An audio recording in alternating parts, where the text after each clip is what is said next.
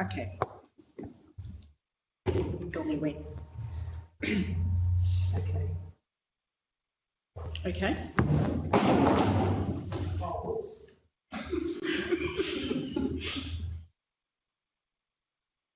We're on channel? Yep. Oh, good. Good afternoon, councillors, and welcome to this extraordinary meeting on the 14th of July. I'd like to welcome you all here. Thank you for the effort. It's good to have the people in the room. And thank you to Gavin and Christine for zooming in. In the spirit of open, accessible and transparent government, and to ensure this meeting is open to the public, this council meeting is being recorded and live streamed to the Murrumbidgee Council Facebook page. A recording will also be placed on council's website following the conclusion of the meeting. Okay, I think everybody is present and accounted for. We have no apologies. I'll remind you all of your pecuniary interest declarations. Does anybody have any paperwork to complete before we commence the meeting? No, we'll move on. We'll move on to the item of business that we're all here for today. And it's for item 1, the adoption of the delivery program, operational plan and rates, fees and charges for 2020-2021. And our finance manager, Vicky, to please speak to the report. Thank you, councillors. Requirement to adopt the given rates, fees and charges, which are listed within the document up to page 11. I make comment also that additional to the draft plan that went on display, changes to the Companion Animals Act, which were only notified just recently, and our statutory fees and charges are changes to the document that was on public display.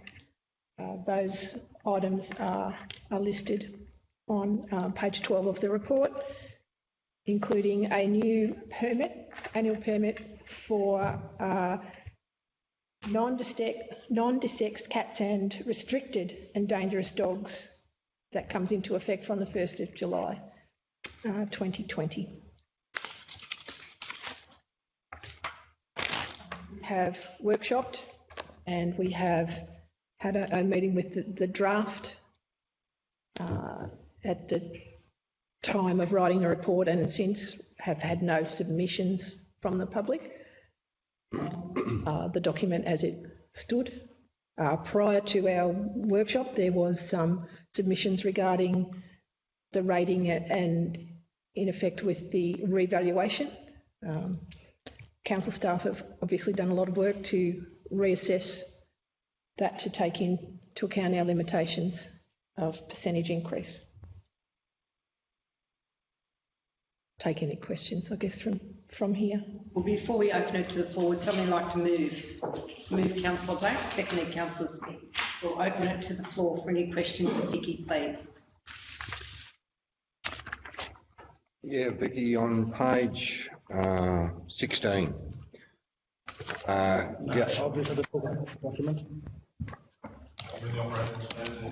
Yeah.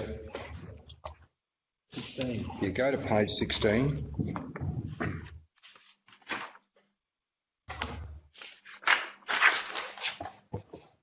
About halfway down that, the contributions to the Department of Bushfire Services, 466,000. Contribution to New South Wales Fire Brigades, another 23, and then the Mid-Murray Group, another 35. Can you explain that? And the first two are levies, which are the emergency services levy, which the state government levy on us, which is some considerable increase from the previous years, as it has been notified. Last year they refunded the extra amount that they charged us because they hadn't given us any warning. Again this year, the possibility under since COVID, we will also get a small refund. The amount listed there as to Mid-Murray zone, we have two rural fire service zones. That's the contribution to the running of the Murray zone out of Deniliquin. Cost that's listed there. And takes in also a little bit with the MIA zone as well. So we are obligated to make a contribution to the running costs, I guess, that aren't covered within the normal maintenance for rural fire service. Yeah, it just seems to be an exceptional amount, and I suppose it's the state government telling us what we've got to do, but we've got our arms tied. Correct, we do, yeah. Yeah. Yeah, I was just, I don't think councillors are unhappy still having the ability to be linked to two zones because it gives us really first-rate coverage. Is there an ability to advocate on our behalf for some lessening of that cost because it was imposed upon us as opposed to a choice? The forced council amalgamation was an imposition that we are now paying doubly for, which is there an ability for us to advocate for some consideration? Outcome? Well, certainly we've been, as I understand, we've been advocating for some considerable time to have a decision made as to either or zone in the first instance. And I guess we can only attempt talk within each zone, perhaps, as you say again, for relief in the costs, because as you say, we've got two costs there. I mean, I think our council footprint is being well serviced by being in the two zones, and I guess it comes down to the fact, well, do we want to create havoc and perhaps get something less and less coverage, or is it not unreasonable to expect that we could have some consideration given to it, considering we have to contribute to two zones? And as Vicky just alluded to, you are continuing to advocate in that space for us. So, yes. It'd be nice to have a resolution, one way or the other, from the RFS, state government, until that eventuates. So Vicky, just for everybody's information, the RFS is its own authority or statutory authority? It's its own government department. Own government department, yes. So state government department, yes. So who are they accountable to? Each and every one of us. Yeah, well, take us out of the equation. Who are they accountable to? Well, they're a state government department. Yep. Operated by state government. They just, okay. It's one of those things, Councillor Brown, that we seem to have. Well, it's imposed on us and we don't seem to have any say in it. So could I ask Vicky what was our contribution last year and the year before, and can we build a case on that? Because 466,000 seems a hell of a lot of subs to pay. I'm not sure that we can. We've got a case. I mean, it's they legislated and set that. Certainly, what we have got is the Local Government New South Wales organisation have approached the state government for the past 2 years, and they have met the cost in the variation, certainly last year, and it is part of the expectation again this year as part of the COVID plans. LGNSW is pursuing the line, well, absolutely everybody, particularly the increases when they brought on the insurance coverage. That's what jacked the prices up considerably.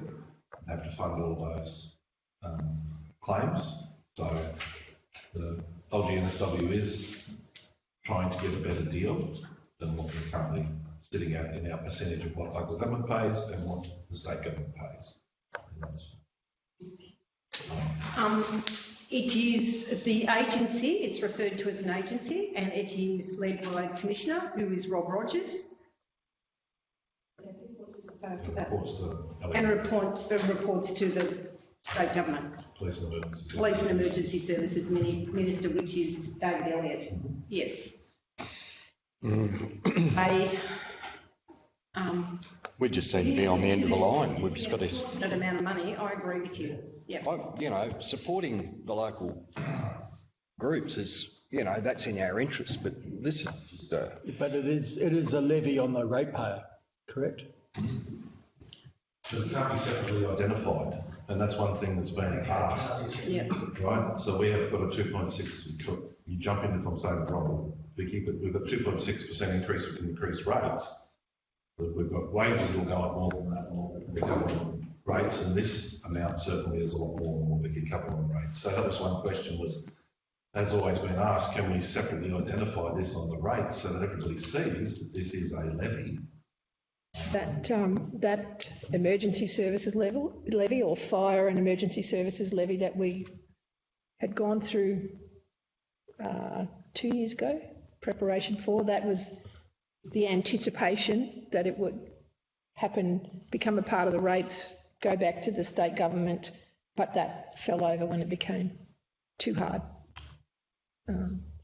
in trying to, and they were having those discussions with the Insurance Council, with the, and I'm sure you remember lots of talk about what we called FESL or Fire and Emergency Services Levy, which the staff did a lot of work on, and then at the last moment they realised that it was just too hard to try and... Local Government New South Wales does continue relentlessly to pursue a better outcome for us in this regard, but it's a very challenging space. well, you know, how can you balance budgets if they just keep, you know, they can call any figure and just throw it in, or... Yeah. As a matter of interest, Vicky, what was the return we got back from them? Last year, I think it was 58,000, if I remember correctly. I can't remember exactly, but I think that's the figure. Okay. Councillor Brown, you happy with that level of information? Yeah, well, we've got to accept it, but as long as Local Government New South Wales keeps lobbying, and, you know, we've got to be able to justify the whole thing, yeah. Okay. Any further questions of Vicky, please, in the document? Councillor Bryce. Vicky, the tipping charges, the Darlington Point and Coleambally have a large industrial capital, over $2,000. Is there many industrial customers? One. Only one. It's only one. That must be a pretty large business then.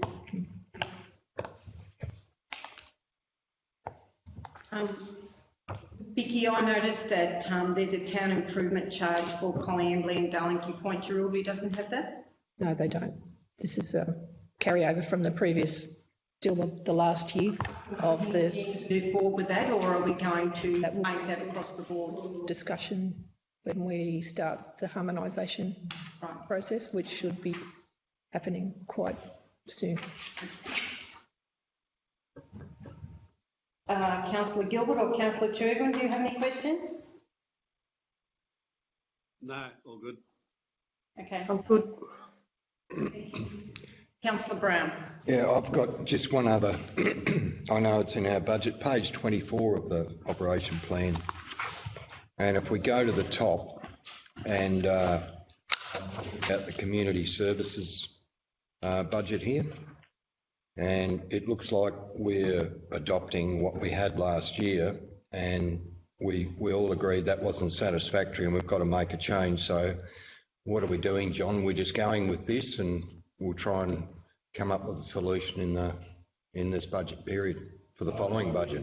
I've spoken with Sue, and she is actually breaking the budget down. Yep. You'll actually see it broken down into her report. I've I've requested that we create new GLs or job numbers to go into that. I don't know if Sue's spoken to you about that. So it won't be on this report, but on future reports you'll see that it's broken down into the fixed and the variable costs, for want of a better word. So that we can properly attribute the costs to it, so we don't get the overruns that we have. Righto. So by this time next year, when we're budgeting, we'll probably have a completely new set of figures to work with. You'll have before at the July council meeting, you'll see the budget breakdown for that exact amount of money total down the bottom and what it's being attributed to, and then you'll start to see it as it gets expended against that, what is actually being charged for. And within that time, before the end of next year, I'm assuming we're going to come out of COVID and I can sit down with the clients and the staff and map a way forward, which will come back and hopefully get ratified by council, so that we can do that, which will change. Try and keep the service delivery the same. The service delivery is not the same at the moment. We're not doing a lot of things. We're not running a respite. We're not running a lot of the community transport because of COVID restrictions as it is now. So. All right, so it is an issue we've got to resolve. Yeah, okay. Councillor, that total over there overall is a zero bottom line, in effect. Within there, just not, I guess, in the areas to which it relates properly. Hasn't previously been a zero, so where has the... Previously been a zero. That's the way we budget for. Where you budget? So, yeah, the thing is not the budget, it's the expenditure. Yep. So do we know where the asking that? I'm asking the question, where did the money come from to top it up? In the past would come from general funds. Is that permissible? It's not illegal, but it's not how it was set up. Still. Not good practice.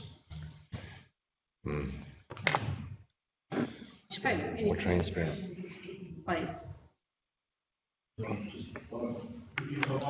In the business paper on page 9, with regard to the water access charges for 2021.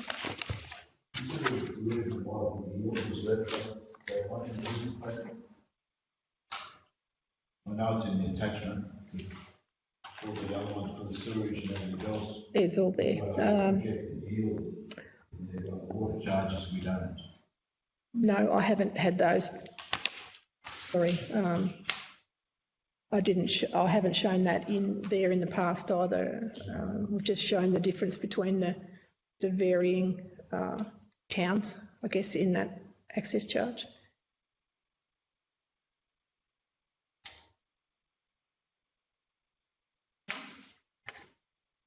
Further questions? Okay.